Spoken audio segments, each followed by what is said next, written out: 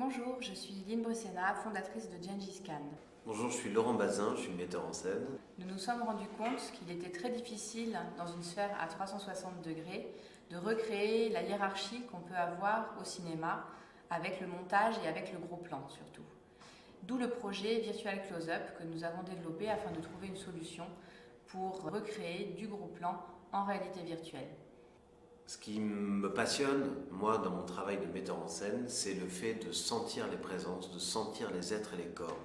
Quand j'ai rencontré la réalité virtuelle, je me suis dit que ça serait un outil d'immersion extraordinaire comme plein de gens. Et en même temps, j'ai très vite ressenti beaucoup de frustration parce qu'on ne pouvait pas s'approcher de la caméra, et au-delà d'une certaine distance. Depuis, c'est comme une obsession, et cette obsession, elle rencontre aussi le désir de Gengis Khan.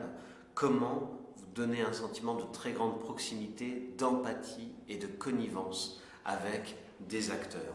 Parce que la réalité virtuelle, c'est ça pour moi, c'est pas du virtuel, c'est d'avoir la capacité d'une rencontre presque concrète avec des êtres humains, avec ce qu'ils ont de plus subtil, de plus nuancé. Alors au début, on pensait que c'était une caméra qui allait nous apporter cette solution-là, cette proximité-là.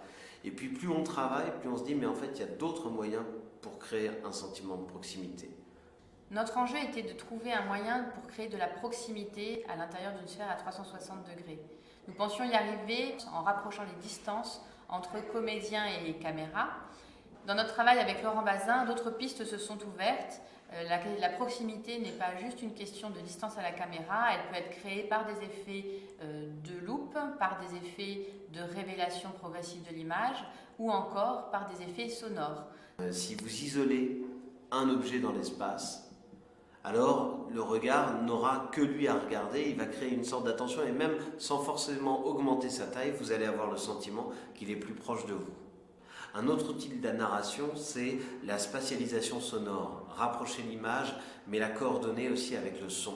C'est-à-dire faire en sorte que vous ayez une impression presque tactile du son.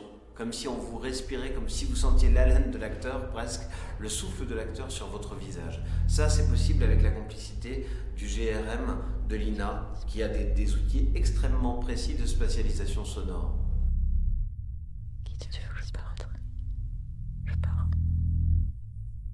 Dans la fiction qu'on développe avec Gengis Khan, j'aimerais que peu de place soit dévolue aux mots, que les mots aient moins d'importance que les expressions, que les visages, que les positions, que la manière de s'approcher ou de s'éloigner très légèrement les uns des autres.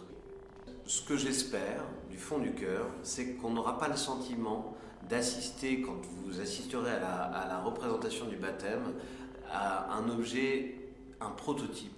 Pas le sentiment d'assister à quelque chose qui est en cours de route et expérimental. Notre vraie conquête, notre vraie victoire, ça serait le sentiment de produire une évidence et pas simplement une curiosité technologique.